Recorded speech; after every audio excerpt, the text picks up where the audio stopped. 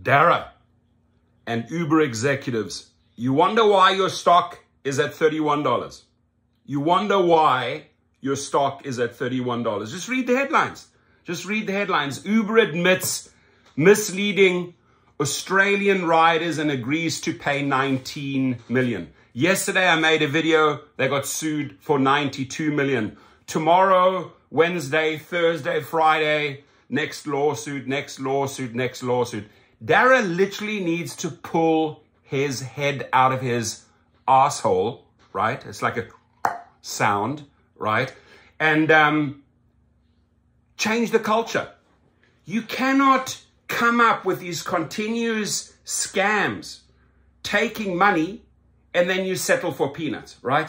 If you know, when they agree, folks, when they agree to pay for 19 million, I will guarantee you they took 66 million, right? Because it's cheaper to settle. So as long as this culture prevails, and it's been going on year after year, it's gone from Travis, it's gone from Dara, it can only be stopped, right?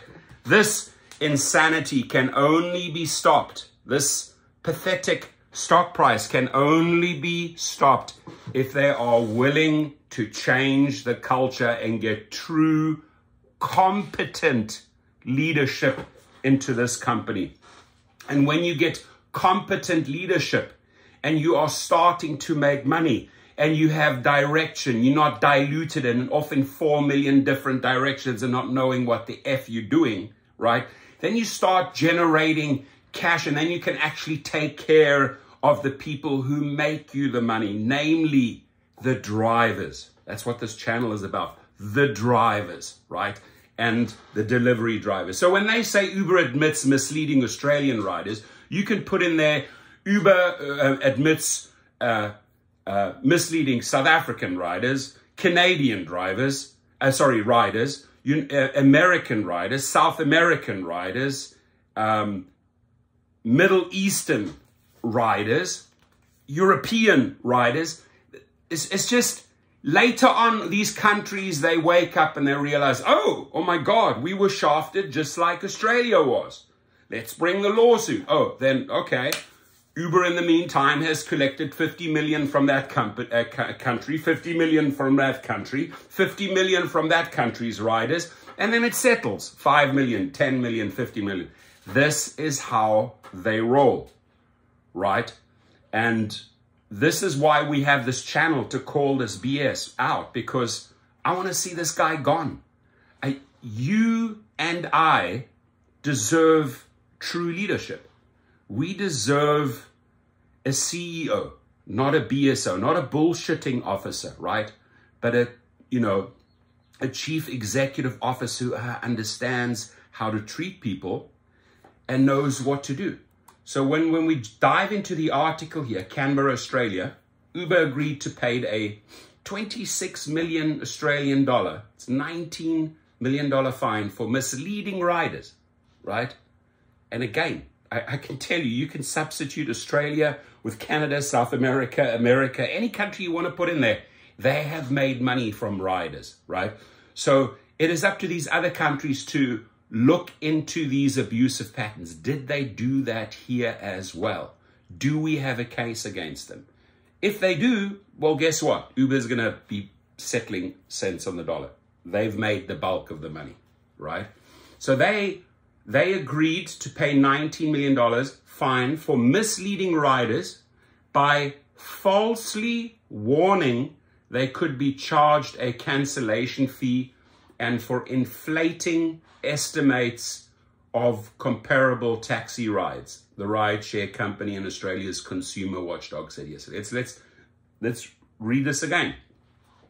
For misleading riders by falsely warning they could be charged a cancellation fee and for inflating estimates of comparable taxi rides, the Rideshare company in Australia's consumer watchdog said. Uber BV, a Netherlands subsidiary of San Francisco, that's where they hide their taxes, by the way, at this subsidiary in the Netherlands. So do many other companies. That's where they have their intellectual, their patents. That's where they hide their taxes, right? That's why they're not paying anything into the system right here. The money's just accumulating over there in the Netherlands. Subsidiary of San Francisco's based Uber Technologies, Inc. admitted breaching Australian consumer law. And they admitted, right? Breaching Australian consumer law by making false or misleading statements. Okay, let's just take this word. False, they admit we made false or misleading statements. We sometimes call that bait and switch, right? I make a lot of videos about these false and misleading statements, pilot projects, algorithms, bait and switch referral programs. So it truly is about attorneys digging a little bit deeper and finding out how much crap is under the surface. If you want the real dirt, the real incriminating, what's the word? Incriminating, sorry, content on these companies, hit me up. I'll give you the scoop. Man, that was a difficult word. So, admitted breaching Australian consumer law by making false or misleading statements in its app, the Australian Competition and Consumer Commission said in a statement. The first offence stems from a free cancellation policy that allows a customer to cancel a booking at no cost up to 5 minutes after a driver has accepted the trip. Between at least December 2017 and September 2021, more than 2 million Australian customers who attempted to cancel within that 5-minute window were warned you may be charged a small fee since your driver is already on the way. Just listen to that BS, right? It's very clear. If you cancel in the first 5 minutes, you're not getting this cancellation fee. Now, the typical Uber scare tactics, right? You may be charged a small fee since your driver is already on the way. The cancellation message has since changed to you won't be charged a cancellation fee. Why can't they adopt that culture in the first place? Why can't Travis or Dara adopt the truth, which is you won't be charged a cancellation fee, instead of using fear marketing? And when you're using fear marketing, people make different decisions that lead to losses. And those losses cost them $19 million, the company. And you wonder why. Right? For all of those people tell me that this is a great stock, and you wonder why it's stuck at $31. Guess why? Because today we have the Australian story. Yesterday we have $92 million they lose on appeal on 31,000 arbitration cases. They screwed over people. And what will happen tomorrow? And what will happen next month? And what will happen 6 months down the line? You will continuously hear these stories, because when you engage in these shenanigans, you hope to get away with it. That's just the culture of this company. But if they get caught, they will settle for a fraction, because 19 million compared to, for example, 60 million. Oh, already made 40 million more. But it builds mistrust. And when you have mistrust, the public doesn't invest because they just stop believing in that stock. Uber admits it misled Australian users for a number of years and may have caused some of them to decide not to cancel their ride after receiving the cancellation warning, Commission Chair Gina Cass-Gottlieb said. Uber said in a statement almost all riders chose to cancel their trips despite the warnings. The second offence related to estimated taxi fares provided by the app to Sydney customers between June 2018 and August 2020, when the taxi ride option was abandoned. The algorithm used to calculate, it's not the algorithm, right? Used to calculate the fare ranges inflated the taxi estimates. The actual taxi fare was almost always cheaper than Uber's lowest estimate, but had not ensured the algorithm was accurate, the commission said. Uber apologized, we're so sorry, for the taxi fare estimate being higher than it should have. Uber said it cooperated with the commission and made changes to its platform based on concerns raised by investigators. So the changes will only come once Dara has been caught with his panties down, right? Only then, when he's standing there butt naked in front of this commission, does he say, oh, I'm sorry, I'll change it. But no, in the meantime, let's screw over these riders and drivers, right? Dara, look yourself in the mirror for a second. What the F is wrong with you? What out of your childhood past, what out of your family past makes you act like this?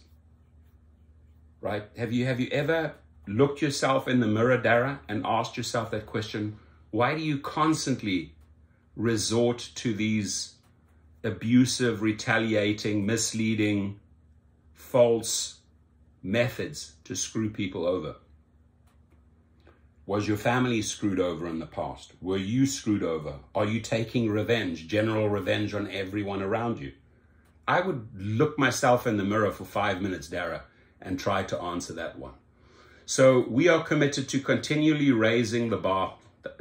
Stop talking out your ass, dude. For ourselves, our industry, and most importantly, for the people who use our service. It's just a flat out lie. That after all this crap in this article, their answer is, we are committed to continually raising the bar. No. Let me rephrase that for you, arsehole. Reality check, right? We are committed to constantly screw over riders and drivers and find misleading ways how to earn extra dollars, hoping we will not be caught. Well, why don't you just say the truth, right? But so instead they say, we are committed to continually raising the bar for ourselves, our industry, and most importantly for the people who use our services. I call BS. Uber and the commission agreed to jointly ask the federal court to order the 26 million Australian dollar, the 19 million US dollar fine. The maximum fine Uber could have faced is difficult to calculate because the penalties rose sharply during the time in question. The maximum financial penalties under consumer law had been 1.1 million Australian dollars per breach. Can you imagine how much that would cost if they had calculated per breach? $793,000 per breach. They are now 10 million Australia, 7.2 million US dollars, 3 times the value of the benefit received, or 10% of the annual turnover. So, moral of the story, if you're a Dara, if you're an executive, if you Chai, if you Tony West, or any one of those other scumbags, your motto is, let's find every way to screw over every rider, every driver in every country until we get caught.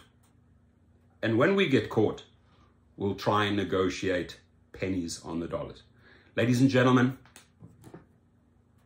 $31. If you are in a class action suit, take your money, run, right? Take your settlement, whatever it is, run, because they're running out of cash here, right?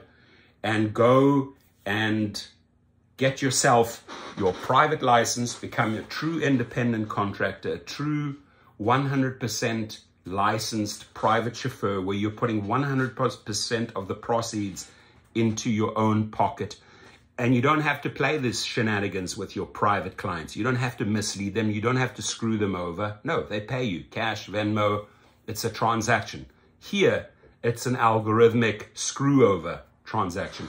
And also shout out to Display Ride. Get yourself the ultimate dash cam that uploads the footage directly into a cloud, so you always have a backup. So go check them out at displayride.com. Please be safe, and I would love to hear your comments on this one. Have a good one.